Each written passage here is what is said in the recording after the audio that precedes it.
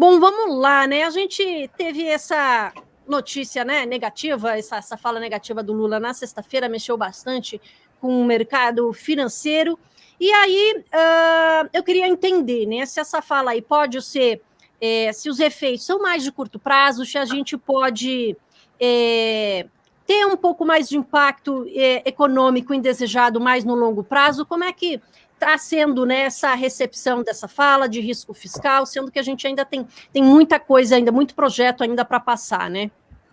Isso é verdade, o Haddad está ainda falando ao público, mas boa parte da mensagem já foi recebida pelo mercado. A reação inicial parece que foi aceitável.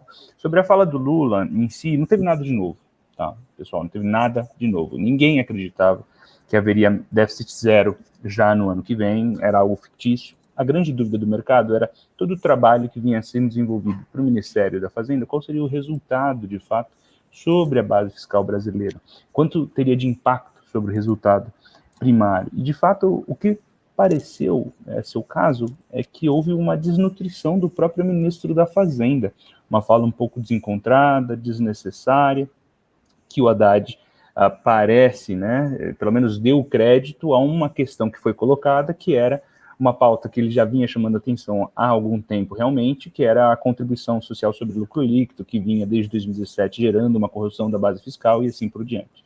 Parece que foi isso que chamou a atenção do presidente da República, segundo a fala do Haddad. Agora, no momento em que houve o seu off de sexta-feira, propriamente dito, o que o mercado não entendeu era, primeiro, por que ele estava fazendo aquilo, e segundo, quais seriam os desdobramentos depois daquilo, porque foi aberta a temporada de déficit público, né? Todo mundo sabia que haveria déficit no ano que vem, ninguém sabia o tamanho desse déficit, o Ministério da Fazenda estava trabalhando para reduzir ele o máximo possível, e, consequentemente, os próprios parlamentares estavam empurrando com a barriga a agenda econômica que reduziria esse déficit, porque, como se sabia que haveria déficit, a dúvida era, eu quero um pedaço então, eu não sei quanto vai ser, eu quero um pedaço. Essa é a política do déficit que tinha sido imposta no Congresso Nacional, e foi um dos pontos que chamou a atenção na sexta-feira, porque a gente não sabia se o próprio Lula estava cansado da pressão e estourou ali, por mais que tenha sido uma fala relativamente equilibrada, tá? Ao longo do fala, pegou muito mal do jeito que ele colocou. Não sabíamos se ele tinha estourado, se ele estava querendo responder ao Lira à altura por conta de toda a pressão envolvendo a aprovação dos fundos exclusivos e das contas offshore, que acabaram provocando algumas sessões de cargo, como foi o caso da presidência da Caixa Econômica Federal, então uma resposta ali, ou já um aceno ao Centrão. O Lula, sabendo que haveria de aprovar algumas propostas importantes, já de estabelecer que haveria um déficit público, né? Agora, não entendo que tenha sido... existe um negócio, né, chamado Realpolitik, né? Então, o cara é pragmático e não moralmente correto, ético. O que é o pragmatismo aqui? Ele está entendendo que... se por um lado ele privilegiou a equipe econômica por um período de tempo, ele está privilegiando mais a ala política aqui, entendendo que o saldo líquido dessa relação, privilegiar um em detrimento de privilegiar agentes de mercado, possa soar melhor a longo prazo, né? Uma equação aqui dentro da cabeça do Lula.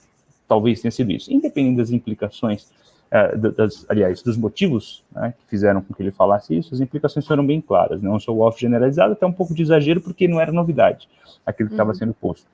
E o Haddad veio colocando essa correção, né, uma fala moderada, dura também, trouxe também os nomes do Banco Central para tentar amenizar a situação, né, algo que ele já estava cozinhando há algum tempo, nomes que, assim, em linha com o esperado, uma pessoa técnica do Banco Central, de carreira, e outra pessoa que veio da GV, né, então com formação, respeitado, etc. Então, assim, sem novidades aqui, ele veio para tentar amenizar e veio colocando a questão do CSLL como principal vetor que impulsionou a fala, né, do Lula. Duvido que seja o caso, né, foi criado um evento aqui agora, mas não muda o fato de ter pego mal. Agora, se isso vai mudar a trajetória política, difícil dizer isso, né, mas com certeza adicionou um ingrediente a mais, né. Hoje a gente tem, nessa semana, né, a gente tem reunião de política monetária do Banco Central do Brasil e, consequentemente, pode ter algum comentário adicional sobre o fiscal. A gente já sabia que seria um hawkish cut, né, então seria um corte de taxa de juros com um tom duro no comunicado, e muito por conta do contexto internacional, e agora pode ter uma outra menção de fiscal também, algo que o mercado vai acompanhar, até mesmo porque depois da quarta-feira a gente tem um feriado na quinta, e daí, ou seja, a digestão vai vir só na sexta-feira, com digestão de política monetária nos Estados Unidos e dados de emprego também nos Estados Unidos. Então tem bastante coisa para acontecer, com temporada de resultados, um tiroteio todo. Então, assim, são vários fatores que foram adicionados, né? Então, o mercado entendeu como desnecessária, né, a atuação ali. Agora, por outro lado, a gente teve duas mudanças ali no Boletim Focus, né, na previsão da Selic, um pouquinho mais de 0,25, né, para o ano que vem e para o outro ano. Deu tempo disso fazer um pouco de preço aí nessa perspectiva, um pouquinho da Selic um pouco mais alto, ou isso já estava meio que precificado ali, já estava na perspectiva, vamos dizer assim, dos economistas? Certamente o que foi colocado em relatório Focus nada teve a ver com o evento sexta-feira, né, já tinha sido devidamente projetado por outras vias, né, e a coletânea, o compêndio, né, de dados sendo enviados não teve qualquer alteração por conta dessa fala do Lula, era algo que já vinha sendo trabalhado nos últimos dias, e não propriamente na sexta-feira. Perfeito. E eu já comentei, você também comentou, tem muita coisa acontecendo essa semana, né? Tem decisão de política monetária, tem payroll lá nos Estados Unidos, tem temporada de resultados. Como é que isso deve pesar, né? Qual será o peso dessas decisões aí para a nossa bolsa? Ela vai ficar mais instável? A gente viu hoje, né? As bolsas um pouco mais no cenário, um pouco mais positivo. Como é que você está olhando para essa semana para a bolsa, para os ativos de risco?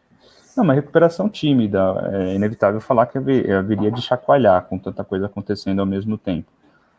Mas pelo menos hoje tem um respiro, né, um alívio, mostrando que de fato teve uma reação mais do que proporcionalmente. Ninguém ia falar que o Lula ia falar, não, vou atrás do déficit de 1%. Né? Pelo contrário, a gente sabe que ele tem um viés bem expansionista.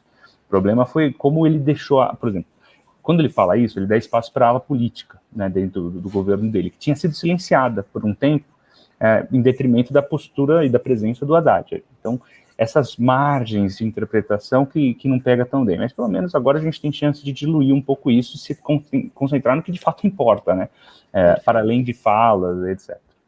Não que ele não volte a falar, né, ele adora falar, então assim... Vamos continuar monitorando mais no aspecto assim de impacto mesmo, nada muito significativo, né? Sim, estruturalmente não muda o jogo, foi um choque de curto prazo mesmo.